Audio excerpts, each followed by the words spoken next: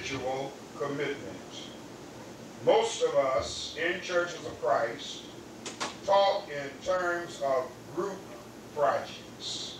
We always say we are us. We believe this, we believe that, we're going to do this, we're going to do that. There is nothing wrong with that within itself. But a person in the Church of Christ, in order to really carry out the will of God, a person ought to be able to say, I am going to do this. In other words, what is your personal commitment to the cause of Christ? It's not just a matter of what the congregation is going to do, but what are you going to do? No congregation can grow spiritually without the members individually growing.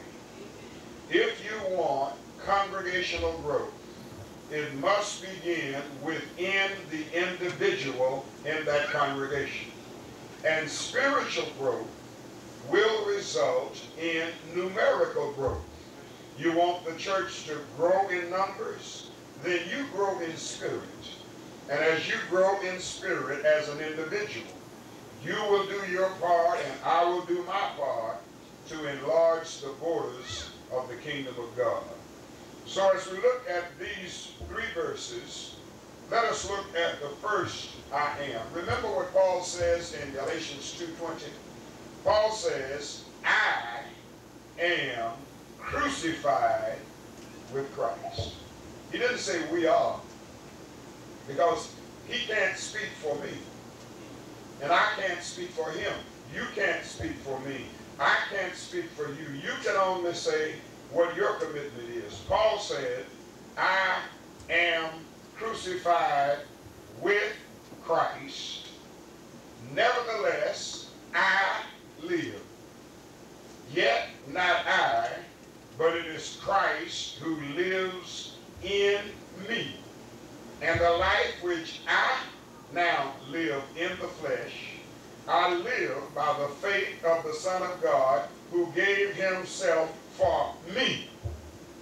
That means something when you can individualize it and make it a part, and not only individualize it, but you must internalize it. It has to be internalized before it can be individualized. You must have it within yourself. I heard some time ago about a man who came back to visit a city in which he had grown up, and he was an accomplished orator. He was very, very eloquent, very eloquent. And he came to an assembly, and someone asked this eloquent man, of whom they were very proud because he was from that city, someone asked him to quote the 23rd Psalm. And this man very eloquently quoted the 23rd Psalms. Very, very polished in every way. He didn't miss a word. He enunciated, he pronounced, he emphasized, and he went on to quote the 23rd Psalms. And when he had finished, everybody in the house applauded. Such a beautiful rendition, oratorical rendition of the 23rd Psalms. And then someone asked an old minister who had been preaching for 50 years to quote the 23rd Psalms. He said, okay, I will. He didn't have the eloquence of the young man. But when he got up, he quoted the 23rd Psalms, emphasizing the Lord is my shepherd. I shall not want.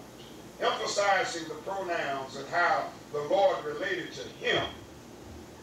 When he finished quoting it, no one applauded, but there was not a dry eye in the house. Someone said, what is the difference?